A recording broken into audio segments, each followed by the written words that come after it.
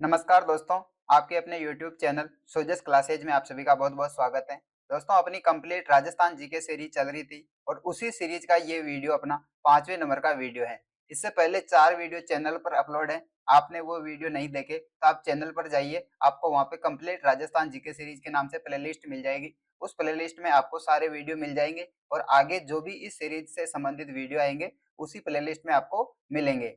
चलिएगा दोस्तों, बिना किसी देरी के इस 5वें नंबर के वीडियो की शुरुआत करते हैं और अपनी कंप्लीट राजस्थान जीके सीरीज को आगे बढ़ाते हैं। और दोस्तों, ये जो सीरीज है ये राजस्थान में होने वाली सभी प्रतियोगी परीक्षाओं की दृष्टि से इम्पोर्टेंट है। जैसे REET mains, second grade, first grade या फिर अभी पशु परिचर का पेपर होने वाला है, 1 दिसंबर से पेपर चलने वाला है, तो उसके लिए भी ये सीरीज बहुत ही इम्पोर्टेंट है। चलिएगा शुरुआत करते हैं और इस 5वें नंबर के वीडियो का पहला क्वेश्चन देखते हैं। निम्नलिखित राजस्थान के किलों में से कौन सा दुर्ग यूनेस्को की विश्व धरोहर सूची में शामिल है?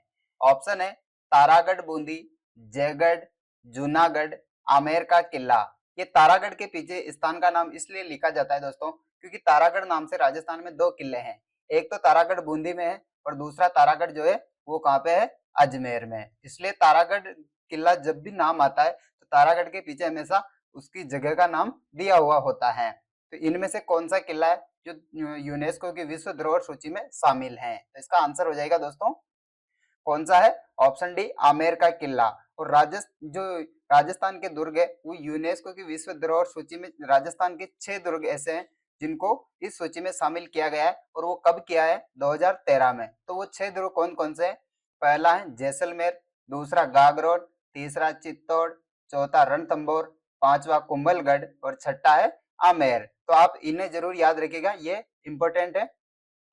राजस्थान के 6 ऐसे दुर्ग हैं जिनको यूनेस्को की विश्व धरोहर सूची में शामिल कर रखा है। जैसलमेर, गागरोन, चित्तौड़, रणथंभौर, कुंभलगढ़ और आमेर। और अपने इस क्वेश्चन का आंसर कौन सा हो जाएगा? आमेर का किला। आगे बढ़ते हैं। कौन सा किला पहले बोरासवाड़ा के नाम से जाना जाता था? टोडगढ़, आमेर, तारागढ़, सोनारगढ़। कौन सा किला पहले बोरासवाड़ा के नाम से जाना जाता था? तो इसका सही और सटीक आंसर हो जाएगा दोस्तों, ऑप्शन ए, टोडगढ़। आगे बढ़ते हैं। 1544 ईस्वी में शेर शाह सूरी ने किस दुर्ग पर अधिकार कर लिया? आमेर, कुंभलगढ़, रणथंभौर, मेहरानगढ़। कौन सा दुर्ग है जिस पर शेर शाह सूरी ने 1544 ईस्वी में अधिकार कर लिया था? तो इसका आंसर हो जाएगा दोस्तों, ऑप्शन डी, मेहरानगढ़। आगे बढ़ते हैं। ऐसा किला रानी जाय के पास भले ही हो लेकिन ठकुरानी जाय के पास नहीं, किस दुर्ग के संदर्भ में यह उक्ति है? यानी कि ये कथन जो है कि ऐसा किला रानी जाय के पास भले ही हो लेकिन ठकुरानी जाय के पास नहीं, ये कथन कौन से दुर्ग के संदर्भ में है? ऑप्शन है बसंतगढ़ दुर्ग, कुचामन दुर्ग, तिम्मनगढ़ दुर्ग और मंडरायल दुर्ग। कौन से दुर्ग के बारे में ऐसा कथन है कि ऐसा किला रानी जाय के पास भले ही हो लेकिन ठकुरानी जाय के पास नहीं? तो इसका आंसर हो जाएगा दोस्तों, ऑप्शन बी, कुचामन दुर्ग। ये जो कथन दे रखा है ये कौन से दुर्ग के संदर्भ में है? कुचामन दुर्ग के संदर्भ में। आगे बढ़ते हैं। किस दुर्ग के महलों के बारे में विशब हेबर ने यह कहा कि मैंने क्रेमलिन में जो देखा वह अल ब्रह्मा के बारे में सुना है, उससे बढ़कर यह महल है? ऑप्शन है बूंदी दुर्ग, आमेर दुर्ग, मेहरानगढ़ दुर्ग, चित्तौड़गढ़ दुर्ग। और ये कथन किसका है? विशब हेबर का है। और कथन क्या है कि मैंने क्रेमलिन में जो देखा है वह अल ब्रह्मा के बारे में सुना है, उससे बढ़कर यह महल है। यानी कि ऐसा कथन राजस्थान के कौन से दुर्ग के बारे में विशब हेबर ने कहा है? तो इसका आंसर हो जाएगा दोस्तों, ऑप्शन बी, आमेर दुर्ग। आगे बढ़ते हैं। किसने रणथंभौर दुर्ग के तात्पर्य में यह कहा कि राजपूताने के सभी दुर्ग नंगे हैं लेकिन यह दुर्ग बख्तरबंद दुर्ग हैं? यानी कि कौन से दुर्ग के संदर्भ किसने ये कहा रणथंभौर दुर्ग के संदर्भ में कि राजपूताने के सभी दुर्ग नंगे हैं लेकिन यह दुर्ग बख्तरबंद है? तो ये किसने कहा? ऑप्शन है Rudyard Kipling, Colonel Tod, Bishop Heber, Abul Fazal. Ranthambore दुर्ग के बारे में ये कथन किसने कहा कि राजपूताने के सब दुर्ग नंगे हैं लेकिन यह दुर्ग बख्तरबंद दुर्ग है? तो इसका आंसर हो जाएगा दोस्तों, ऑप्शन डी, अबुल फजल। और ये भी इंपॉर्टेंट कथन है, ये कई बार एग्जामों में पूछा हुआ कथन है कि रणथंभौर दुर्ग के बारे में ये किसने कहा कि राजस्थान के सब दुर्ग नंगे हैं लेकिन ये दुर्ग बख्तरबंद है। तो इसे याद रखिएगा, किसने कहा? अबुल फजल ने। आगे बढ़ते हैं। सुमेलित युग्म नहीं है। ऑप्शन ए है बिहेड़ या फिर वन में बने दुर्ग वन दुर्ग कहे जाते हैं। ऑप्शन बी है मरुस्थल या रेत में बने दुर्गों को धानवन दुर्ग कहते हैं। ऑप्शन सी है जल से गिरे हुए दुर्गों को पारिद दुर्ग कहते हैं। और ऑप्शन डी है जिन दुर्गों के चारों ओर खाई होती है उसे पारिक दुर्ग कहते हैं। तो इनमें से सुमेलित युग्म नहीं है, यानी कि ये जो कथन दे रखे हैं इनमें से गलत युग्म को अपन को बताना है। इसका सही और सटीक आंसर हो जाएगा ऑप्शन सी। ये दोस्तों राजस्थान में जो दुर्ग हैं उन दुर्गों के प्रकारों से संबंधित क्वेश्चन है। तो कौन सा राइट आंसर है अपन का कि जल से गिरे हुए दुर्गों को पारी दुर्ग कहते हैं। ये कथन गलत है, जबकि जल से गिरे हुए दुर्गों को तो क्या कहा जाता है? जल दुर्ग। क्या कहा जाता है? जल दुर्ग। नीचे इसका थोड़ी डिटेल दे रखी है। औदक या जल दुर्ग जल से गिरे हुए दुर्ग को कहा जाता है। और पारिद दुर्ग किसे कहते हैं? जिसके चारों ओर मजबूत परकोटा हो, यानी कि बीच में ऐसे किला बना हो और उसके चारों ओर मजबूत दीवार का एक परकोटा हो, उसे किस नाम से जानते हैं? पारिद दुर्ग के नाम से। तो ये भी याद रखिएगा, औदक या फिर जल दुर्ग किसे कहते हैं? जल से गिरे हुए दुर्ग को। और पारिद दुर्ग किसको कहते हैं? जिसके चारों ओर मजबूत परकोटा हो। आगे बढ़ते हैं।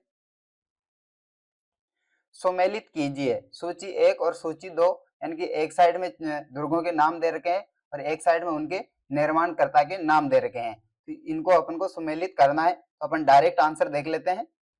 इसका राइट आंसर हो जाएगा ऑप्शन ए, यानी कि चित्तौड़गढ़ दुर्ग का निर्माण किसने करवाया? चित्रांगद मौर्य ने। कुंभलगढ़ दुर्ग का निर्माण राणा कुंभा ने। जैसलमेर दुर्ग का निर्माण शालिवाहन द्वितीय ने। और सिवाना दुर्ग का निर्माण वीर नारायण पंवार ने। तो अपना राइट आंसर क्या हो जाएगा? Option A. आगे बढ़ते हैं। निम्नलिखित में से गलत युग्म है। जालोर दुर्ग, जलालाबाद, ये उपनाम दे रखे हैं, एक साइड में उपनाम और एक साइड में दुर्गों के नाम। जालोर दुर्ग, जलालाबाद, तारागढ़ दुर्ग, पूर्व का जिब्राल्टर, सिवाना दुर्ग, मुस्तफाबाद, मांडलगढ़ दुर्ग, कटोरे नुमा आकृति। तो इनमें से गलत युग्म कौन सा है? इसका आंसर हो जाएगा ऑप्शन सी, सिवाना दुर्ग, मुस्तफाबाद। ये गलत है, जबकि सिवाना दुर्ग को क्या कहा जाता है? सिवाना दुर्ग को कहा जाता है दोस्तों खेराबाद। सिवाना दुर्ग का उपनाम क्या है? खेराबाद। और ये आपको कमेंट करके बताना है कि सिवाना दुर्ग का नाम खेराबाद किसने रखा, इसके बारे में आपको कमेंट करके बताना है। जालोर दुर्ग को जलालाबाद कहा जाता है। तारागढ़ दुर्ग को पूर्व का जिब्राल्टर कहा जाता है। मांडलगढ़ दुर्ग की आकृति कटोरे नुमा है। और सिवाना दुर्ग को क्या कहा जाता है? खेराबाद। आगे बढ़ते हैं। धार्मिक स्थिति से संबंधित हवन, यज्ञ, अनुष्ठानों तथा मंदिरों की स्थिति की जानकारी प्राप्त होती है। ऑप्शन है कालीबंगा, भीनमाल, बयाना, बैराट। यहाँ पे बयान लिखा हुआ है, सही क्या है? बयाना। यानी कि ये सभ्यताओं से संबंधित है। ये जो क्वेश्चन में अपन को जो इनकी विशेषता दे रखी है, धार्मिक स्थिति से संबंधित हवन, यज्ञ, अनुष्ठानों तथा मंदिरों की स्थिति की जानकारी प्राप्त होती है। यानी कि ये विशेषता कौन सी सभ्यता की है? इसका सही और सटीक आंसर हो जाएगा ऑप्शन ए, कालीबंगा। यानी कि ये जो भी दे रखा है कि धार्मिक स्थिति से संबंधित हवन, यज्ञ, अनुष्ठानों तथा मंदिरों की स्थिति की जानकारी कौन सी सभ्यता से प्राप्त होती है, तो इसका राइट आंसर क्या हो जाएगा? कालीबंगा से। आगे बढ़ते हैं। किसने कहा कि भारतवर्ष के भवनों में ताजमहल के बाद यदि कोई भवन यानी कि मंदिर है तो वह विमल शाही जैन मंदिर आदिनाथ जी हैं? ऑप्शन है Fergusson, Kipling, Colonel Tod, Bishop Heber. Adinath ji Jain मंदिर के बारे में किसने यह कहा कि भारतवर्ष के भवनों में ताजमहल के बाद यदि कोई भवन है तो वह विमल शाही जैन मंदिर आदिनाथ जी हैं? ये कथन आदिनाथ जी के बारे में किसने कहा? तो इसका आंसर हो जाएगा दोस्तों option C, colonel James Tod ने। नेक्स्ट बढ़ते हैं अगले क्वेश्चन की ओर। बूंदी दुर्ग में बने हुए महलों के संदर्भ में किसने लिखा है कि इनका निर्माण भूत प्रेतों द्वारा किया गया है? पूरा कथन यह है कि इनका निर्माण मानव नहीं बल्कि भूत प्रेतों के द्वारा किया गया है। बूंदी के दुर्गों के बारे में ये कथन कहा गया है और ये कथन किसने कहा? ऑप्शन है Kipling, Bishop Heber, colonel Tod, Fergusson. इसका राइट आंसर हो जाएगा ऑप्शन ए, किपलिंग। किपलिंग ने बूंदी के दुर्गों के बारे में कहा है कि इनका निर्माण मानव नहीं बल्कि भूत प्रेतों के द्वारा किया गया है, यानी कि वो इतने सुंदर बनाए गए हैं। तो बिशप किपलिंग ने ऐसा कहा कि इनका निर्माण मानव नहीं बल्कि भूत प्रेतों के द्वारा किया गया है। आगे बढ़ते हैं। निम्नलिखित में से असत्य तथ्य को पहचानिए, यानी गलत युग्म को बताना है। मूसी महारानी की छतरी अलवर, गोपाल सिंह की छतरी करौली, राम गोपाल पोद्दार की छतरी रामगढ़, राम गोपाल पालीवाल की छतरी बीकानेर। इनमें से गलत को अपन को बताना है, तो इसका आंसर हो जाएगा ऑप्शन डी। राम गोपाल पालीवाल की छतरी बीकानेर में नहीं है, राम गोपाल पालीवाल की छतरी कहाँ पे है? जैसलमेर में। तो अपना राइट आंसर क्या हो जाएगा? Option D. आगे बढ़ते हैं। निम्नलिखित में से सुमेलित नहीं है, यहाँ पे भी अपन को गलत युग्म को बताना है। कुंवर पृथ्वीराज की छतरी कुंभलगढ़, ब्राह्मण देवता की छतरी मंडोर, 80 खंभों की छतरी बूंदी, मामा भांजा की छतरी जोधपुर।